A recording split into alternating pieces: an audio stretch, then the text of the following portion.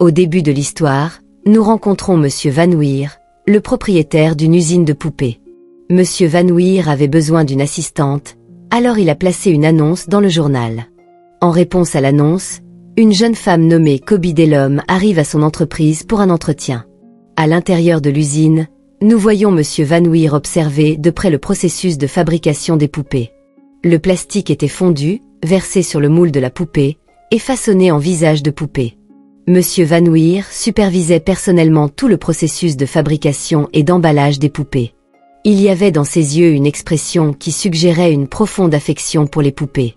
Puis, Koby Delhomme se rend à son bureau, et il commence son entretien en lui demandant « Dites-moi, quel est le rôle des poupées dans ce monde ?» Koby répondit « Les poupées sont comme les humains. Dieu a aussi envoyé les humains dans ce monde comme des poupées. » En entendant cela, Monsieur Van Weer l'interrompit immédiatement et dit « Non, les poupées sont innocentes. Les humains commettent des péchés et les poupées ne font rien. » Quoi qu'il en soit, il dit à Koby Delhomme de rentrer chez elle. Malgré ses qualifications qui dépassaient les exigences du poste, il sentait que Koby n'était pas la bonne personne pour le rôle. Cependant, Koby réussit à le convaincre qu'elle travaillerait très dur et prouverait sa valeur. Quoi qu'il en soit, alors que Koby se retournait pour rentrer chez elle, nous voyons que l'homme de Monsieur Van Weer l'avait kidnappée. Lorsque Koby reprit conscience, elle se trouvait dans le palais de Monsieur Van Weer. Le palais était conçu exactement comme une maison de poupées. Monsieur Van Weer, assis en face d'elle, l'informa qu'elle passerait toute la semaine dans sa maison de poupées. Il expliqua que, comme dans un concours de beauté, elle devrait participer à chaque événement qui s'y déroulerait. Cependant, Koby n'était pas intéressée et refusa poliment. Monsieur Van Weer lui dit qu'elle n'avait pas le choix ici. Elle devait faire ce qu'on lui disait.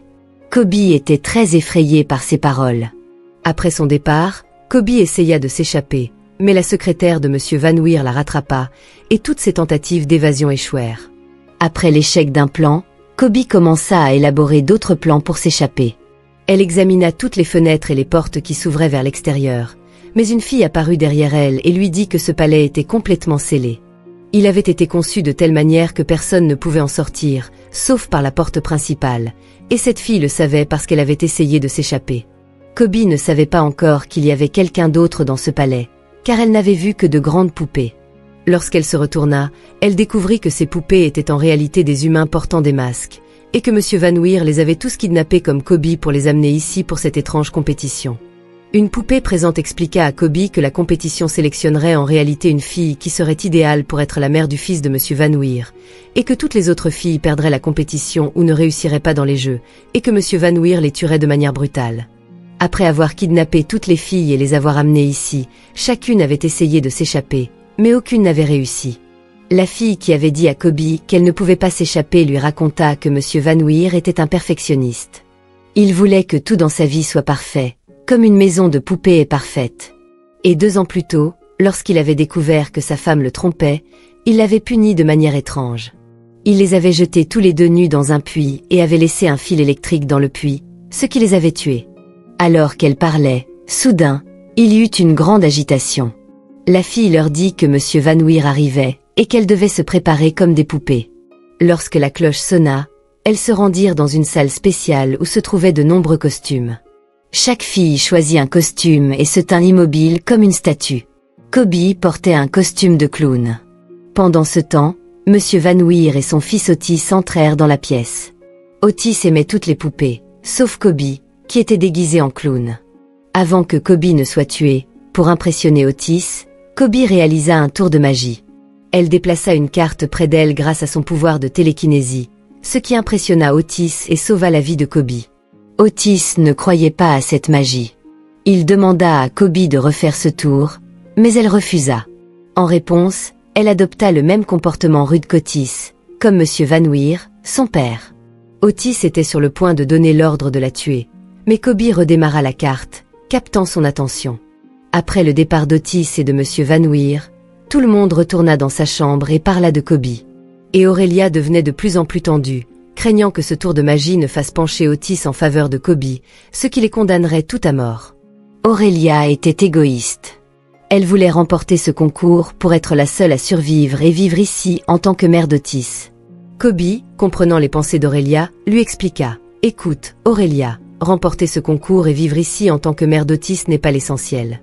L'essentiel est de trouver un moyen de faire sortir tout le monde d'ici. » Alors qu'elles discutaient, l'alarme retentit de nouveau. Toutes se préparèrent comme des poupées et se rendirent dans la salle à manger. Monsieur Vanouir leur donna la tâche de dresser la table. Elles n'avaient qu'une minute, et celle qui dresserait la table le plus mal serait tuée. Certaines réussirent très bien, mais d'autres furent confuses et paniquées. Aurélia semblait la plus confiante. Kobe, ne sachant pas comment dresser une table, commença à copier Aurélia. Mais à la dernière minute, Aurélia fit un changement. Elle plaça une cuillère avec une fourchette. Kobe le remarqua, mais avant qu'elle puisse changer, le minuteur sonna et un verre se brisa dans sa hâte. Monsieur Vanouir la réprimanda sévèrement. Aurélia remporta la compétition, mais celle qui avait le moins bien dressé la table fut assommée et jetée dans le puits de Monsieur Vanouir, subissant le même sort que sa femme. Le lendemain, Otis entra de nouveau dans la maison de poupée. Kobe lui parla de son pouvoir de télékinésie et tenta de le convaincre de la laisser gagner. Elle promit d'être la meilleure mère pour Otis si celui-ci persuadait son père d'arrêter les meurtres. Aurélia, les observant, sentit que Kobe essayait de rallier Otis à sa cause, diminuant ainsi ses chances de victoire. Cette nuit-là, Otis voulut parler à son père de Kobe, mais voyant Monsieur Vanouir contrarié par ses affaires, il choisit de se taire. Le lendemain matin, une nouvelle compétition commença. Les filles devaient amidonner et repasser des chemises. Aurélia réussit le mieux, tandis qu'une autre fille utilisa un mauvais spray et que Kobe brûla sa chemise. Pour cette erreur, Monsieur Vanouir brûla la main de Kobe au lieu de la tuer, montrant qu'il avait un faible pour elle. Kobe et sa partenaire discutèrent de leur plan d'évasion, sachant qu'Aurélia allait probablement gagner. Kobe révéla qu'elle essayait de manipuler Otis pour qu'il la fasse gagner et aide les autres à s'échapper. Aurélia, ayant entendu cela, tenta de poignarder Kobe, mais celle-ci avait anticipé l'attaque et placé une statue à sa place. Kobe expliqua à Aurélia son plan, placer des statues à leur place pour tromper Monsieur Vanouir et s'échapper par la porte principale. Otis, réveillé par les discussions de son père et de son manager, apprit que les filles restantes subiraient un test de foi, et celle qui désobéirait serait tuée. Monsieur Vanouir entra dans la maison de poupée pour une nouvelle compétition. Kobe mit son plan à exécution, plaçant des statues à leur place. La scène se coupe, laissant le spectateur dans l'expectative de la suite des événements. Après cela, Kobe utilisa son pouvoir de télékinésie pour ouvrir la serrure de la porte, et les trois s'échappèrent. Kobe n'aimait pas partir ainsi, car elle avait promis à Otis d'être une bonne mère. Elle dit à Aurélia et à son amie qu'elle devrait emmener Otis avec elle. Aurélia répondit « Tu aimes être une bonne mère, moi je m'en vais ». C'était la même Aurélia qui avait essayé d'être une bonne mère tout au long de l'épisode, et maintenant qu'elle en avait l'occasion, elle s'enfuyait. L'amie d'Aurélia courait à un rythme plus lent, et Aurélia craignait d'être rattrapée à cause d'elle. Aurélia changea de direction, mais avant qu'elle puisse modifier son parcours, la secrétaire de Vanouir la repéra, lui tira dessus et la tua. Il ne restait plus que Kobe, qui retourna tenir sa promesse envers Otis. Reconnaissant sa loyauté, Vanouir décida d'accepter Kobe comme la mère de son fils.